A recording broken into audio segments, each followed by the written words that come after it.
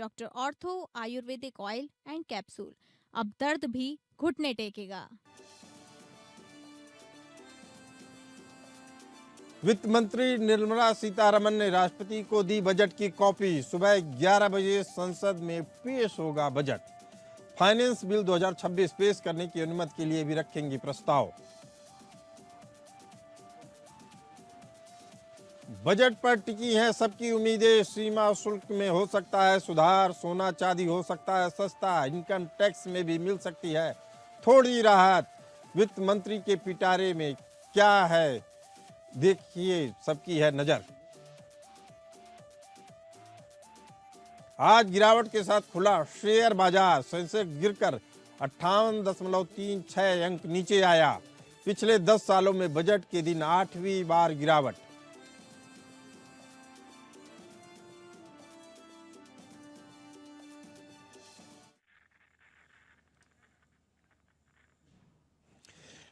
नमस्कार, मैं हूं डॉक्टर प्रसून।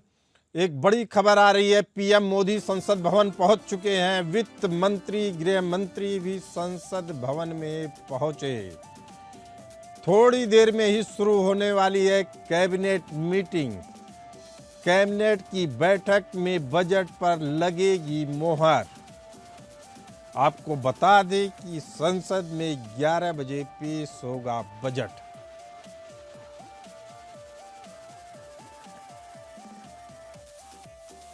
पीएम मोदी संसद भवन पहुंच चुके हैं। वित्त मंत्री, गृह मंत्री भी संसद भवन पहुंच चुके हैं। थोड़ी देर में ही कैबिनेट की मीटिंग शुरू होने वाली है। कैबिनेट बैठक में बजट पर मोहर लगेगी। 11 बजे बजट पेश होगा संसद में। निर्मला सीतारमण 9वीं बार संसद में बजट पेश करेंगी। अभी की बड़ी खबर है कि कैबिनेट बैठक शुरू होने जा रही है। आज वित्त मंत्री निर्मला सीतारमण संसद में 2026 का आम बजट पेश करेंगी। यह उनका लगातार 9वां बजट है। वित्त मंत्री फाइनेंस बिल 2026 पेश करने की अनुमति के लिए प्रस्ताव भी रखेंगी।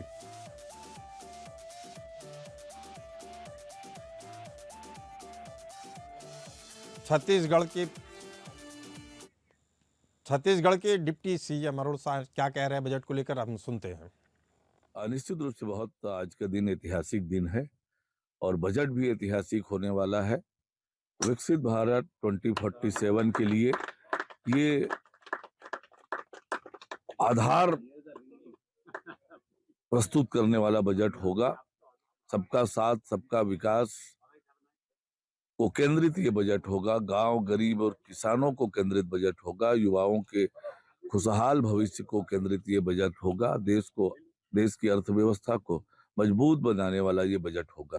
हमारे यशस्वी प्रधानमंत्री नरेंद्र मोदी जी ने जब इस देश की बागडोर संभाली थी, जब से हमारे बजट जो आ रहे हैं वो राजस्थान के विकास के लिए, हर वर्ग और हर क्षेत्र के लिए बजट आ रहे हैं। आज भी हमें उम्मीद है कि महिला, किसान, युवा और मजदूर के लिए बहुत अच्छा उनके हित में बजट आएगा और उम्मीद करते हैं कि राजस्थान में भी और अच्छी सौगातें मिलने की आशा है। तो आज निर्मला सीतारमण बजट पेश करेंगी संसद में। यह उनका 9वां बजट है। इसके साथ ही वह 11 बजे से अपना बजट भाषण शुरू करेंगी। दोपहर 2 बजे तक वित्त मंत्री प्रेस कॉन्फ्रेंस भी करेंगी। बजट पर चर्चा करने के लिए हमारे साथ मौजूद हैं एस पन्नू जी, पूर्व उपाध्यक्ष इनकम टैक्स अपीलेंट ट्रिब्यूनल के पूर्व उपाध्यक्ष हैं एस पन्नू जी। यशस्विनी रामास्वामी जी, इंडस्ट्रियलिस्ट हैं, आपका भी बहुत बहुत स्वागत है। विनय राय जी, मैनेजिंग एडिटर हैं एपीएन न्यूज़ के, आपका भी बहुत बहुत स्वागत है। तीनों मेहमानों का बहुत बहुत स्वागत है। यस पन्नू जी, पहला सवाल आप ही से कि इनकम टैक्स अपीलेंट ट्रिब्यूनल इस बजट को किस तरीके से देखती है? जी। ट्राइब्यूनल तो खैर एक डिस्प्यूट रेजोल्यूशन का फोरम है। जी जी। तो वो तो बड़ी न्यूट्रल वे में देखती है किसी भी अमेंडमेंट्स को। क्या उम्मीदें, क्या आकांक्षाएं? एज मतलब as citizen of the country, जो व्यवसाय में है, जो सेल्फ एम्प्लॉयमेंट में है, people in the agriculture sector, maybe in the industrial sector, maybe in the white collar jobs, or who are in the latest field of AI or technology driven services all look forward for one thing: an environment where you can seamlessly do your businesses considering the geopolitical जो वातावरण बनते जा रहा है, जी and of course which has a consequent pressures on the domestic front.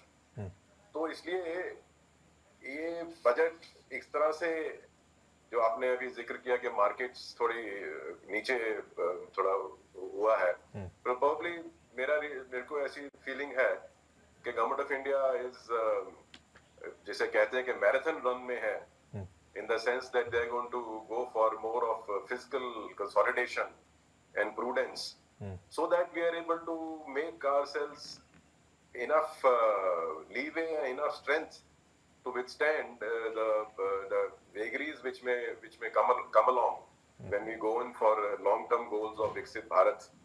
तो इसलिए मेरे को ऐसा लगता है कि फाइनेंस मिनिस्टर जी मैडम काफी डिसिप्लिन और एक cautious and eight the same time forward looking approach रहने वाली है इस बजट में। जी यस पन्नू जी, हमारे साथ अभी तमाम फील्ड के विशेषज्ञ जुड़े हुए हैं।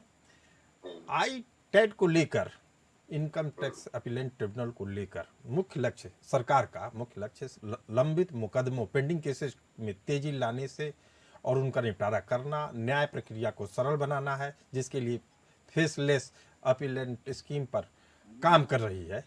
इसमें क्या अपडेट है और इससे किस तरीके से सरकार को जनता को फायदा मिलेगा? जी देखिए, जहां तक एक न्याय प्रणाली हमारी कंट्री की है जी, मतलब एनवायरनमेंट तो अच्छा प्रोवाइड करना ही पड़ेगा इन्वेस्टर्स के लिए, सो दैट उनके जो कर tax related non tax related जो भी समाधान रहे उनके डिस्प्यूट्स के, उनको एफिशिएंटली किया जाए। और उसी इस संदर्भ में अगर आप देखें तो टैक्स कलेक्शन इतनी इंप्रूव भी हुई है, वो सारी चीज इसलिए पॉइंट करती है कि there is ease of business. But at the same time जो नए प्रयास किए गए हैं जब से ये सरकार 2014 से नया इनिशिएटिव चल रहा है, एक कंसिस्टेंट इनिशिएटिव है to reduce the tax burden as also reduce the rigours of getting your tax assessments done. तो उस संदर्भ में जो एक अपील मैकेनिज्म प्रोवाइडेड है इंडिया में, तो इस मामले में ट्राइब्यूनल और जो बाकी और संस्थाएं हैं जो इन्वॉल्व हैं टैक्स डिस्प्यूट रेजोल्यूशन में भी, अब जैसे जीएसटी ट्राइब्यूनल काफी समय से ये मांग थी इंडायरेक्ट टैक्सेस में कि जीएसटी ट्राइब्यूनल ऑल्दो 2017 से जीएसटी लागू था, लेकिन जीएसटी ट्राइब्यूनल अभी सेटअप नहीं हुआ था, अब वो सेटअप हो गया है और वो भी अब at the stage of starting their hearings. So ये सारी चीज आगे चल के काफी इसमें इन्वेस्टर कॉन्फिडेंस भी रहेगा और इंडिया की ग्रेडिंग भी अपग्रेड होगी कि yes it's an attraction for the foreign. व्यापारियों की या जो इंडस्ट्रियलिस्ट हैं उनकी एक बड़ी प्रॉब्लम होती है लिटिगेशन मैनेजमेंट को लेकर, उसमें क्या नया है? सरकार ने डिस्प्यूट रेजोल्यूशन स्कीम जैसे प्रावधानों को और सुलभ बनाने की बात कही है ताकि आईटेट तक पहुंचने से पहले ही मामला सुलझ जाए। तो लिटिगेशन मैनेजमेंट के लिए क्या सरकार कुछ नया करने की कोशिश कर रही है? एआई आर्टिफिशियल इंटेलिजेंस का क्या आईटेट में उपयोग हो रहा है? जी देखिए, जो आपको लिटिगेशन को हम अलग से नहीं देख सकते, बाकी सारी कंप्लायंसेस को करने के लिए। फॉर इंस्टेंस, आप एक आदमी जब अपनी रिटर्न भरता है तो उसमें उसको अपनी टैक्स लायबिलिटीज को डिस्चार्ज करना है, उसकी असेसमेंट करना नीचे स्टेट से, असेसमेंट असेसिंग ऑफिसर स्टेट से ही, और ऊपर तक अगर डिस्प्यूट आता है तो सारे प्रोसेस को एक साथ देखना चाहिए जी। अब AI is being used of course at the stage of processing of returns, computing tax liability।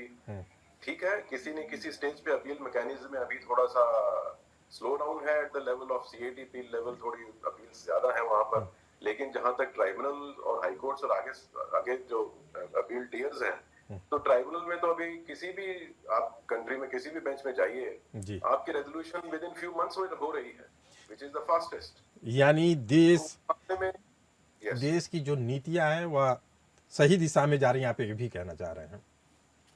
देखिए, जो देश की नीतियां जो हैं वो कंटेम्परेरी टाइम्स के हिसाब से चलानी पड़ती हैं, और आजकल moving slightly away from the litigation policy, वो तो चलो एक अलग इंटरनल डायनामिक्स है इंडिया की, लेकिन अगर आप जियोपॉलिटिकल और बाकी जो चीज आपके बिजनेसेस में अफेक्ट करती है। इंटरनेशनल टैरिफ्स का कंट्रीज का, एफटीएज एक दूसरे कंट्री से जो हो रहे हैं, बल्कनाइजेशन जो हो रहा है अपने ट्रेड ब्लॉक्स का, तो उस कारण से India has to respond accordingly, and that is what today we need. Governments, we need economies who are nimble-footed, if I put it like this. They have to keep in a very dynamic environment and keep changing as to the tune, as to what is happening around you, and keep building your own reserves, as I said earlier. Yashaswini Ramaswamy ji industrialist हमारे साथ मौजूद हैं, दिल्ली हैं आप। यशस्विनी जी, सरकार की जो नीतियां हैं उससे आप या इंडस्ट्रियलिस्ट क्या उम्मीद करें इस आने वाले बजट को लेकर? क्या सुधार चाहती हैं? किस तरह की नीतियां चाहती हैं सरकार से? जी जी, पहले तो गुड मॉर्निंग टू एवरीबॉडी। ये पहली बार हुआ है आई थिंक यशवंत सिन्हा के बाद कि हम संडे को सुबह हम सब मिलके इसके बारे में बात कर रहे हैं। तो I think after 1999 this is the first time that Bombay stock exchange is also working, we are also working, so very good morning to all the listeners. जी, आप देखिए, पहले तो हम एक कॉन्टेक्स्ट समझ लेते हैं 1 मिनट में। हमारा जो ग्रोथ जो प्लान हुआ था प्रीवियस बजट का, it was the nominal growth was planned at about 10%। अभी जो रिजल्ट्स आया है वो लगभग 8% हमने अचीव किया है। ग्रोथ हुआ है लेकिन 2% कम हुआ है। ये नॉमिनल जीडीपी है। एक आता है रियल जीडीपी, जो सब काट करके व्हाट इज द नेट। वो रियल जीडीपी ग्रोथ हमारा लगभग 7.4% है। So if you look at what is being planned, even the tax collection, there was a 1.1% growth। तो ग्रोथ के हिसाब से ये भी प्लान हुआ था कि सरकार को जो पैसे आएगा इन टैक्स कलेक्शंस वो पिछले साल से 1.1% ज्यादा आएगा। तो जो बजट एलोकेशन हुआ था वो इस प्लानिंग से हुआ था। लेकिन जो रियल रिजल्ट्स आए हैं, the collections are just about 0.6%। So common man के हिसाब से आप देखें, मेरा तनख्वाह 15,000 था, मैं 20,000 एक्सपेक्ट कर रही थी, लेकिन जो आया है वो 13,000 आया है। तो मेरा 2,000 का घाटा हुआ है। सो नाउ आप ट्रम्प को देख लीजिए, वो 50% टैरिफ पे अड़े हैं। मदर ऑफ ऑल डील्स जो हम बात कर रहे हैं वो नेगोशिएशंस कंप्लीट हुआ है, सिग्नेचर्स अभी होना बाकी है। आप रुपी को देख लीजिए, 92 rupees per dollar. Rupee is falling pretty rapidly, right. जो हमारा प्राइवेट इन्वेस्टमेंट सरकार ने, जो एयरपोर्ट्स का देख लीजिए, जेवर एयरपोर्ट जो अभी हुआ था, इन्वेस्टमेंट्स आए, काफी आए। सिर्फ एयरपोर्ट हुआ है, पब्लिक सेक्टर जो शॉप्स आने वाले थे, मॉल्स आने वाले थे, घर आने वाले थे। So the private sector is a little careful इसलिए नहीं कि हम गवर्नमेंट के साथ नहीं देना चाहते, केयरफुल इसलिए क्योंकि हमारा रिटर्न और इन्वेस्टमेंट में थोड़ा अनसर्टेनिटी है, क्योंकि इतने सारे वॉलेटाइल कॉम्बिनेशंस हैं। तो इस बजट में हमारा जो एक्सपेक्टेशन रहेगा कि the government provides us stability, क्योंकि टैरिफ्स का वातावरण है, ग्लोबल नेगोशिएशंस हो रहे हैं। किस तरह की पर्सनल इनकम टैक्स, किस तरह की स्टेबिलिटी आप एक्सपेक्ट कर रही हैं गवर्नमेंट से? जी, हम जो स्कीम्स के बारे में बात कर रहे हैं, like last time fund of funds का एक हुआ था, वे दे प्रमोटेड, क्योंकि सरकार हमेशा बात करती है आत्मनिर्भर भारत, सक्षम भारत, समृद्ध भारत। तो ये जो अनसर्टेनिटी का वातावरण है, उसमें अगर हम सर्टेनिटी चाहते हैं तो हम अपने ऊपर ही डिपेंड कर सकते हैं। सो इस तरह की योजनाएं असल में सरकार इस पूरे आर्थिक वातावरण में स्थिरता लाने के लिए इस तरह की योजनाएं चला रही है। चार्टर्ड अकाउंटेंट दिनेश, हम डॉलर जो फॉल कर रहा है, अगर एक वो बोले, उसके ऊपर चर्चा और रेजोल्यूशन बहुत जरूरी है, क्योंकि the free fall is impacting all of us. The imports are going to be this thing, and उसके हिसाब से इस मुद्दे पे मैं इतना कहना चाहता हूँ यशस्विनी जी कि अभी भारत सरकार ने काफी बड़ी मात्रा में डॉलर को निकाला है, लेकिन उससे एक बड़ी खबर आ रही है हमारे पास कि संसद में कैबिनेट की बैठक शुरू हो चुकी है बजट को लेकर, और निर्मला सीतारमण जो बजट पेश करेंगी उस पर अभी इस कैबिनेट बैठक में मोहर लगेगी। उसके बाद वह बजट संसद में पेश करेंगी। संसद में कैबिनेट की बैठक शुरू हो चुकी है बजट को लेकर। इसी कैबिनेट बैठक में बजट पर मोहर लगेगी, जिसके बाद निर्मला सीतारमण संसद में बजट पेश करेंगी।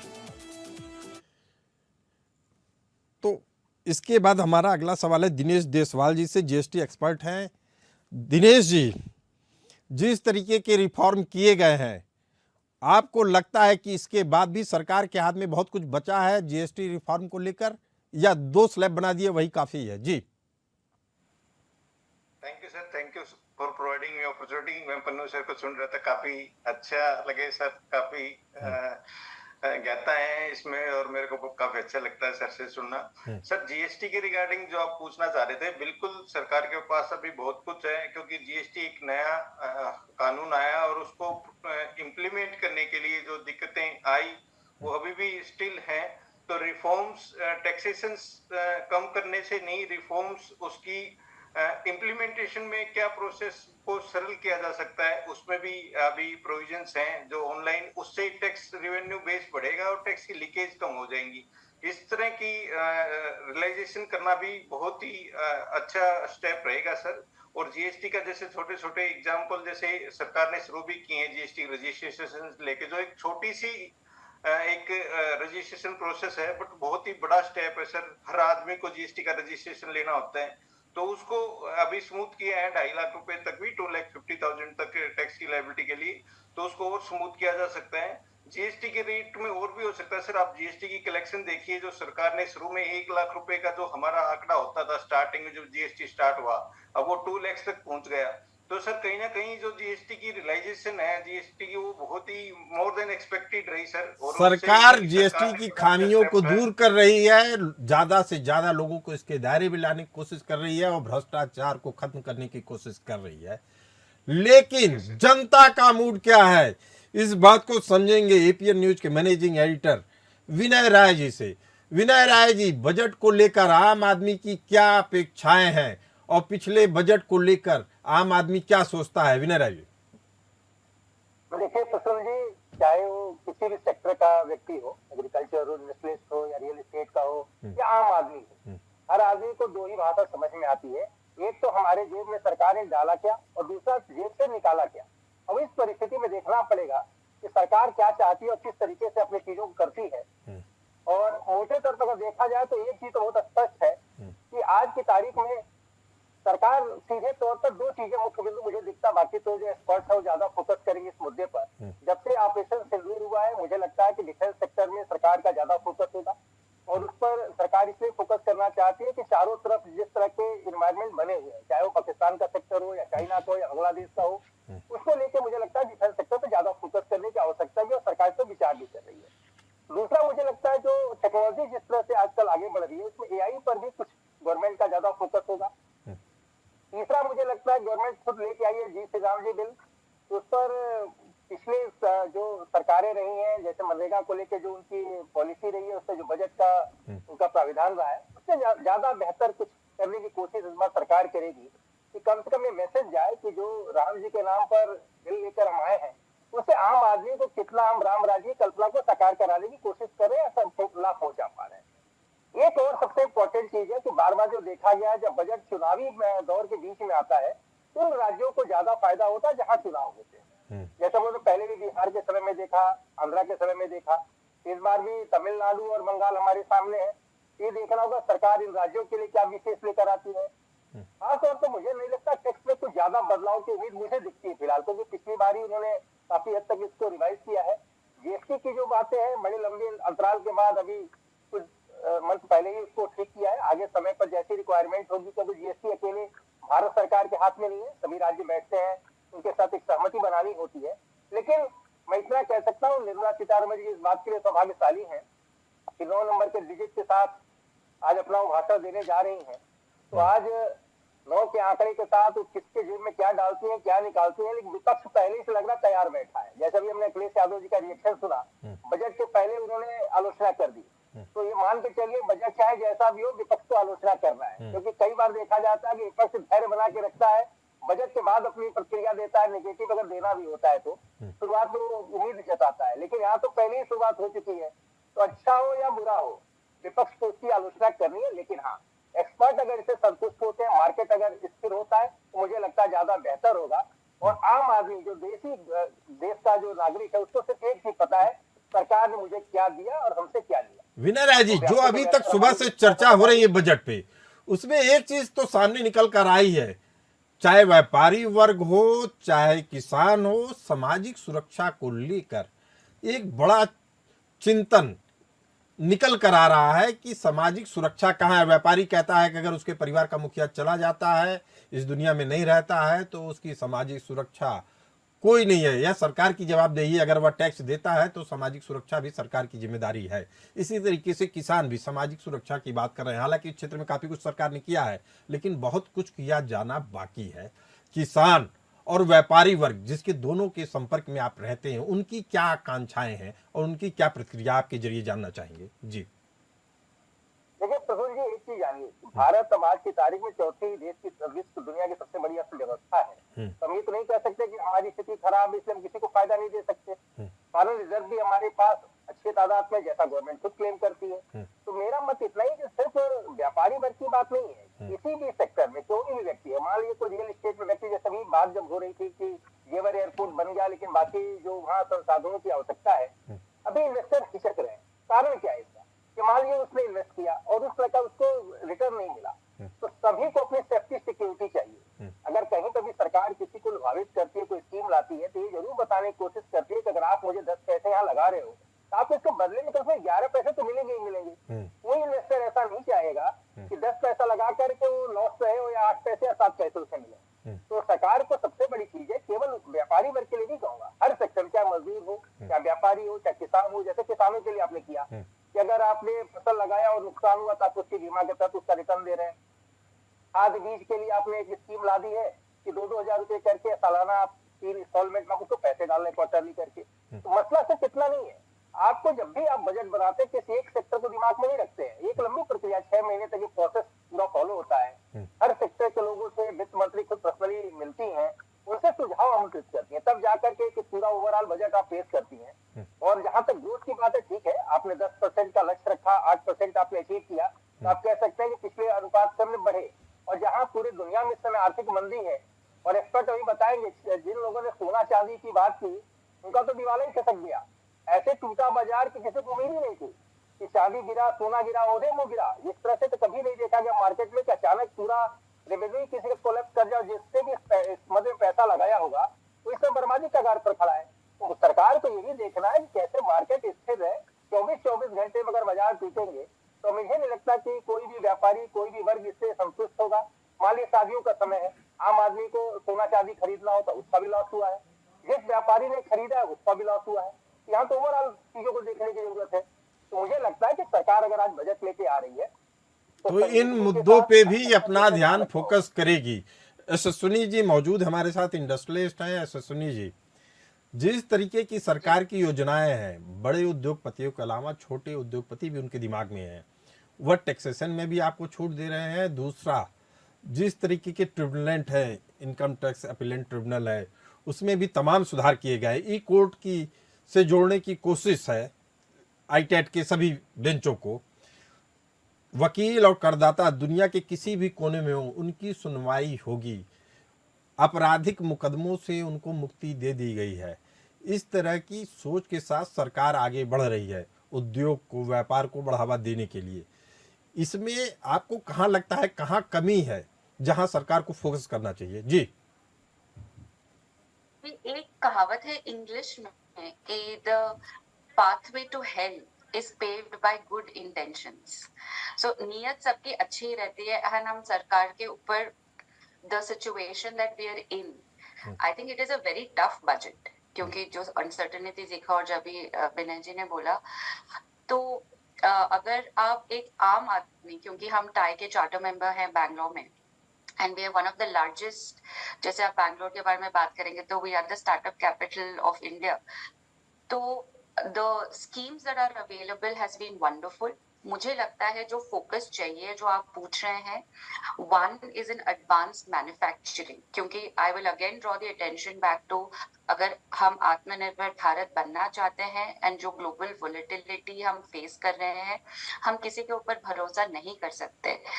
इस मामले में हमको अपने ऊपर ही भरोसा करना है। द टैलेंट कैपिटल और द टैलेंट डिविडेंड, हम डेमोग्राफिक डिविडेंड के ऊपर बहुत बात करते हैं। तो I think this time we have to really execute at the last mile. जो लास्ट माइल चैलेंज हम बोलते हैं, जो स्कीम्स हैं वो लागू हो रहे हैं कि नहीं। कर्नाटक का तो अपना ही मामला है। हम प्रीवियस सरकार में हमारा ट्रेजरी पॉजिटिव था, अभी हमारा स्टेट डेफिसिट में चल रहा है। मैं पॉलिटिक्स को नहीं लाना चाहती, पर तो हमारा कर्नाटक से जो एक्सपेक्टेशंस हैं एंड जो मैडम सीतारामन ने हमारे साथ जो डिस्कशंस किया है, स्टार्टेड वे बैक इन अक्टूबर।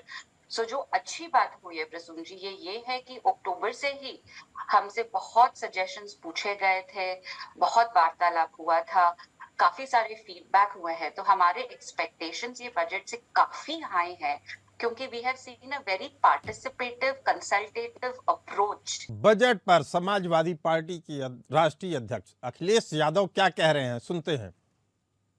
जिस सरकार से कोई उम्मीद नहीं, उसके बजट से क्या उम्मीद होगी। और पिछले तमाम बजटों में देखने को मिला है, ये बजट 1/20 लोगों के लिए बनता है, यानी 5% लोगों के साथ। और आज सरकार को ये भी सोचना चाहिए पीछे मुड़ करके कि जो वादे उन्होंने किए थे अपने घोषणा पत्र में, क्या उन पे खरे उतरे हैं। स्मार्ट सिटी बनाने के बहाने जो स्मार्ट सिटी पे पैसा खर्च हुआ, और जिस इंदौर शहर को सबसे ज़्यादा प्राइज़ मिले थे सफाई को लेकर के, सॉलिड वेस्ट मैनेजमेंट को लेकर के, और सोचिए वहाँ लोगों की कैसे जान चली गई।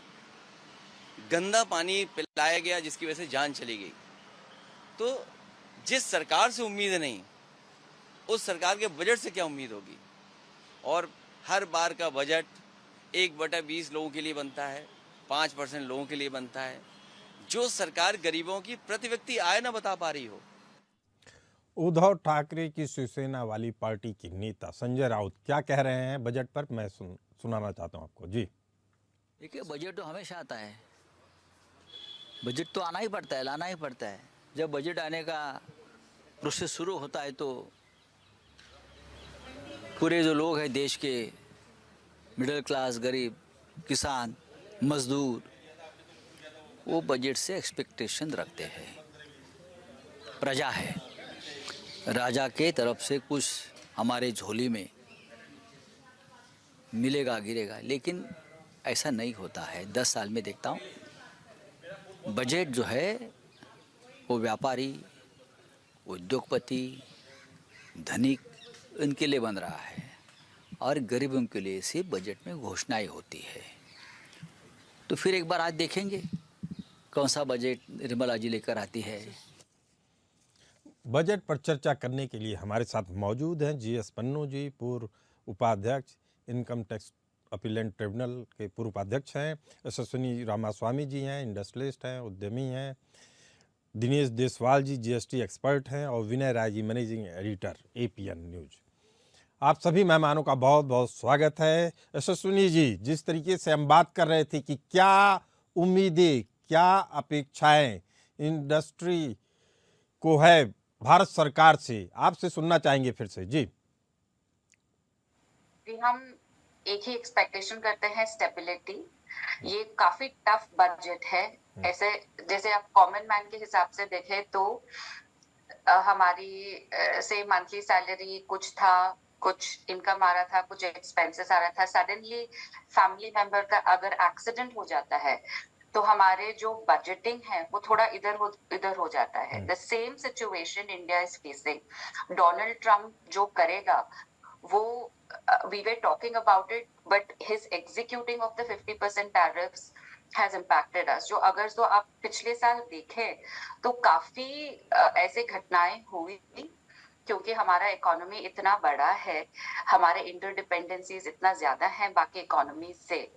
जैसे हमारा एम्प्लॉयमेंट यशस्विनी जी, मैं आपको इस पॉइंट पे रोकना चाहूंगा। सरकार ने इससे निजात पाने के लिए ही कई ऐसे स्टेप्स उठाए हैं जिसका इतनी जल्दी असर देखा जा रहा है। यूरोपियन यूनियन के साथ जो फ्री ट्रेड एग्रीमेंट हुआ है, जिस तरीके से डॉलर पे भारत अपनी आत्मनिर्भरता कम कर रहा है, सोने चांदी में इन्वेस्टमेंट किया गया है भारत की तरफ से और बड़ी मात्रा में किया जा रहा है, रुपए को अलग लेवल पे ले जाया जा रहा है, जिस तरीके से चाइना के साथ समझौता हुआ है, जिस तरीके से रशिया के साथ हुआ है, रुपए और रूबल की चीजें आपस में एक दूसरे के साथ एक्सचेंज किए जा रहे हैं, उससे लग रहा है कि भारत अमेरिका के उस वर्चस्व को तोड़ने के बेहद करीब आ चुका है। जीएस पन्नू जी हमारे साथ मौजूद हैं। जीएस पन्नू जी, जिस तरीके से अपीलेंट में जी सॉरी प्रसून जी, आपने मैं रिएक्शन क्विकली करना चाहती हूँ। भारत सरकार अमेरिका काफी ज्यादा 30% of the world trade America के ऊपर है, सो हम इमोशनली ऐसा जिंगोइज्म कर सकते हैं, बट प्लीज अंडरस्टैंड कि भारत ने एक सक्षम कदम उठाया है कि हम ट्रेजरी जो डेट हम करते हैं वो हमने डाइल्यूट करना शुरू हुआ है। So Modi will start getting hated more by Trump because we've been very courageous and ये बजट में सूत्रों के हिसाब से ऑलरेडी कंफर्म है कि there is a part A and a part B to the budget and ये साल निर्मला सीतारामन जी ने बयान दिया है या सूत्रों से मालूम हुआ है कि वो पार्ट बी पे ज्यादा फोकस करेंगी। सो आपका जो क्वेश्चन है पार्ट बी में फोकस करेंगी और शायद यह पहली बार होगा कि देश की आकांक्षा को भी इस पार्ट बी में शामिल किया जाए, पहली बार होगा। जी जीएस पन्नू जी, जिस तरह की डिमांड आ रही है, जिस तरह की सुविधाएं मांगी जा रही है इंडस्ट्री की तरफ से, सरकार की कोशिश से छोटे उद्यमियों को और उनको 50 लाख से नीचे के छोटे मामलों में छूट दी जा रही है, अलग से ट्रिब्यूनल के बाहर भी समझौते की गुंजाइश रखी जा रही है, विवाद से विश्वास की योजना भी काफी महत्वपूर्ण है। ऐसे में क्या लगता है कि इंडस्ट्री को जितनी मांगे हैं उनको पूरी की जा रही हैं या अभी भी कुछ गुंजाइश है? देखिए प्रसून जी, इसमें दो बातें हैं। जैसे विनय जी ने शुरू में बताया अभी पहले में कि एक बड़ी खबर आ रही है, आपको रोकना चाहूंगा पन्नू साहब। कैबिनेट बैठक में बजट को मंजूरी मिल गई है, बजट को मंजूरी मिल गई है। अब कुछ ही देर में लोकसभा में बजट पेश होगा। निर्मला सीतारमन अपना 9वां बजट पेश करेंगी। कैबिनेट बैठक में बजट को मंजूरी मिल गई है। जी पन्नू साहब, आप अपनी बात पूरी करिए। उसके साथ साथ ही जीएसटी रिफॉर्म आए जिसमें रेट रैशनलाइजेशन किया गया, जैसे दिनेश जी ने बताया उस सारी चीज को। थर्डली आपने ये तो देखा हमने इनडायरेक्ट टैक्सेस और डायरेक्ट टैक्सेस में एक थर्ड बड़ा इंपॉर्टेंट एरिया है जो अब इंडस्ट्री एक्सपेक्ट करती है और होना भी चाहिए, और ये इसलिए होना भी जरूरी है क्योंकि जब इंडिया बाकी कंट्री से ट्रेड डील्स में जा रहा है तो tariffs is the main issue. So customs rationalisation और कस्टम्स में रेट ऑल अक्रॉस करना एक बहुत जरूरी बन गया है। जी, जो लोग थोड़ा टैक्सेशन से जुड़े हुए हैं, जो फिस्कल लॉ से जुड़े हुए हैं, वो समझ पाएंगे कि जब जो क्रॉस बॉर्डर ट्रांजैक्शंस होते हैं, बाहर से सामान आता है जहां एक्सपोर्ट एंड इंपोर्ट्स पे प्राइमरीली, तो वहां पर ट्रांसफर प्राइसिंग इन्वॉल्व होती है।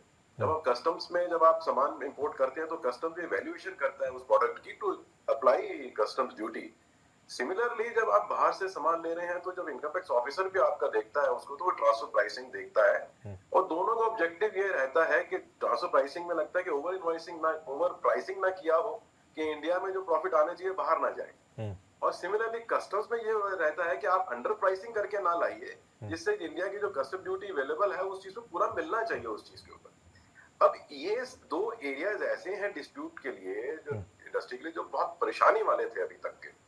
अभी ये थिंकिंग है गवर्नमेंट में, जो मेरे को ज्ञान होता है और जो अब एक नेचुरल कोर्स ऑफ एक्शन भी होना चाहिए गवर्नमेंट के लिए, कि इन दोनों में एक स्मूथ सीमलेस कन्वर्जेंस लानी चाहिए जी। जिस कारण से कि ईज ऑफ बिजनेस होने से एफिशिएंट भी हो बिजनेस, और आपके अपनी गवर्नेंस टेक्निक्स जो है कस्टम्स में और डायरेक्ट टैक्सेस में एक कन्वर्जेंस आएगा, जिससे नॉट ओनली के गवर्नमेंट को भी फायदा है इसमें, आपके ऑफिशियल मशीनरी में के उनके जी, और गवर्नमेंट लगातार कोशिश भी कर रही है आई-टैट के फैसलों में पारदर्शिता लाने के लिए। बजट में एक सेंट्रलाइज पोर्टल की भी बात कही गई है, जहां आई-टैट के सभी आदेशों को वास्तविक समय में अपडेट किया जाएगा, यानी पूरी प्रक्रिया सुधार के साथ है। एक बड़ी खबर आ रही है कि प्रियंका गांधी वड्रा बजट पर कह रही हैं कुछ, आइए सुनते हैं क्या कह रही हैं जी। It's very. I don't have much expectations, but let's see what this. कुछ कहेंगे? It's very. I don't have much expectations, but let's see what this. कुछ कहेंगे? विनय राय जी हमारे साथ मौजूद हैं। विनय राय जी, एजुकेशन सेक्टर में वन नेशन वन एजुकेशन की बात की गई थी। असल में अगर ये चीज़ें नहीं पूरी की जाती हैं तो अमीरी और गरीबी की खाई बहुत बढ़ती चली जा रही है। ऐसे में आपको क्या लगता है, अमीर और गरीब के बीच की जो खाई है उसे कैसे पाटा जाए?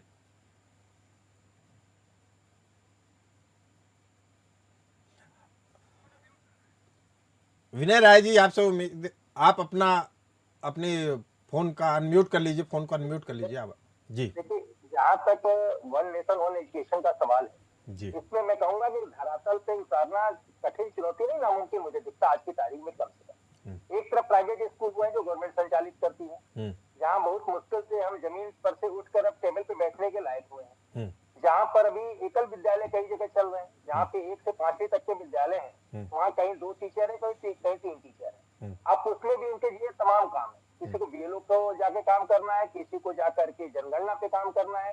तो जब तक आप जितने क्लास है उतने के हिसाब से टीचर अपॉइंट नहीं करते हैं तो पहले तो आप उस मार्केट में ही उतर नहीं सकते। दूसरी तरफ आप प्राइवेट सेक्टर की जो बात करते हैं उससे तुलना करते हैं तो आप किसी दौर में, ठीक है, सैलरी के हिसाब से देखेंगे तो गवर्नमेंट सेक्टर के टीचर की सैलरी ज्यादा है, लेकिन उनसे क्या क्वालिटी एजुकेशन आप बच्चों को दिला पा रहे हैं? क्या उस तरह से विद्यालय आप गांव में, मैं ये नहीं कहता कि आप दिल्ली के ही विद्यालयों में चले जाइए, बड़ा रोल मॉडल के तौर से केजरीवाल ने एक समय पेश किया, लेकिन तमाम उत्तर प्रदेश बिहार ऐसे राज्य हैं जहाँ पर आज भी बच्चे केवल मिड डे मील की स्कीम को खाने के लिए जाते हैं, पढ़ने नहीं जाते। तो विद्यालय भोजनालय के तौर पर कई जगह संचालित होता है। अगर गवर्नमेंट चाहती है वाकई तो एजुकेशन को ठीक किया जाए तो सबसे पहले जरूरत है कि अपने विद्यालयों को जो है ठीक करें, उनके टीचरों की संख्या बढ़ाए, हर क्लास के हिसाब से कम एक शिक्षक को अपॉइंट करें। उसके बाद इस पर विचार कर सकते हैं, क्योंकि प्राइवेट सेक्टर के स्कूल को बंद नहीं कर सकते, लेकिन हम अपने स्कूल के लेवल को अगर ऊंचा करते तब जाके हम उससे कंप्लीट कर पाएंगे, तब बेहतर बात हम कर पाएंगे।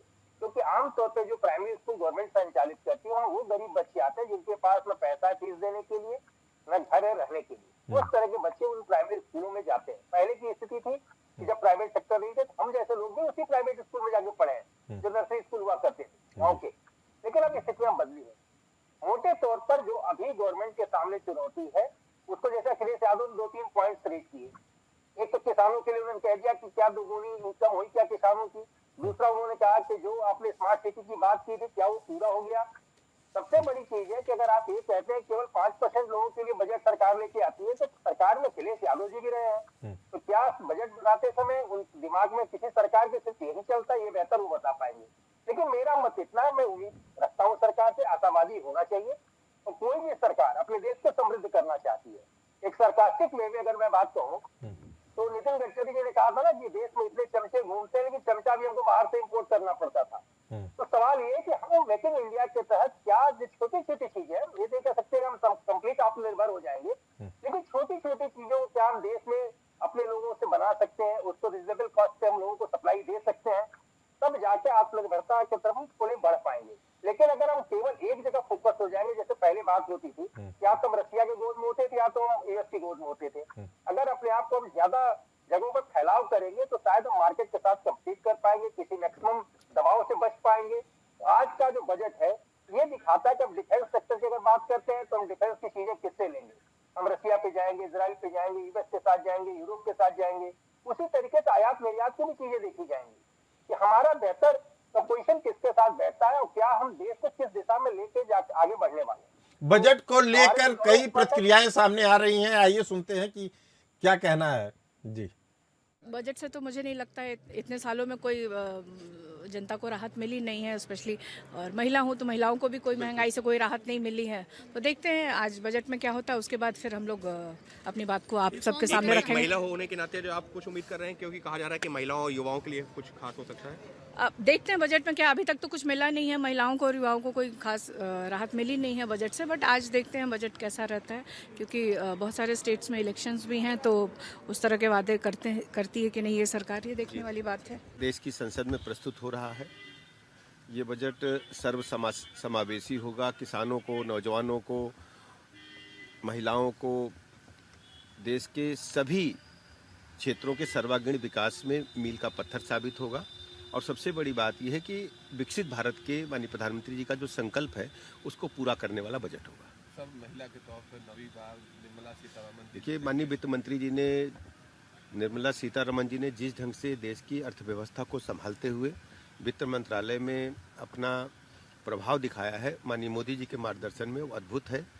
महिला शक्ति पूरी दुनिया में भारतवर्ष की अपना जो कार्य है वो प्रस्तुत कर रही है और ये महिला शक्ति का उत्थान है माननीय मोदी जी कि जिस लक्ष्य को लेकर के देश की सरकार पिछले 11 साल से काम कर रही है कि हम भारत को विकसित भारत बनाएंगे, और 2014 से लेकर के निरंतर आने वाला हर बजट एक के बाद उस अनुक्रम में आगे बढ़ने की एक पायदान के अगली पायदान के रूप में होता है। इस बार का बजट भी भारत को विकसित भारत बनाने की दिशा में एक कदम और आगे बढ़ाने वाला होगा। थोड़ा देर इंतजार करिए, आप सबके जानकारी में आएगा। Like I had said, I don't want to see a finance minister wearing a Tamil Nadu handloom weave, speaking in Bengali in bits and parts, or Malayalam in bits and parts, and announcing policy for Assam tea gardens because she's more focused on the election-going states, because that would be unfair to the larger set of Indians who are facing inflationary challenges, like you said, and also the geopolitical concerns that we see with Donald Trump applying the kind of tariffs he is. We are the highest tariff nation in the world, and it is impacting our exports, and US has been a huge market for exporters, so they are under tremendous pressure. So hopefully she will announce some policy which will ease their problems. ये budget क्या करेगा? वो देश का destroy करेगा और क्या करेगा? फाइनेंस तो सब कुछ खत्म कर दिया और क्या है? मोदी जी अभी साधु बन के घूम रहा है, देश तो बेच दिया। विपक्ष ने ठान लिया है कि किसी भी कीमत पर वह सरकार को श्रेय नहीं देंगे और बजट खराब होगा, यह मान के विपक्ष चल रहा है। विनय राय जी एक बेहद अहम बात कह रहे थे कि बजट चाहे जैसा भी हो, विपक्ष उनको कोसेगा जरूर। आप सभी इस खास चर्चा में आए, आप सभी का बहुत बहुत धन्यवाद। चलते रहिए।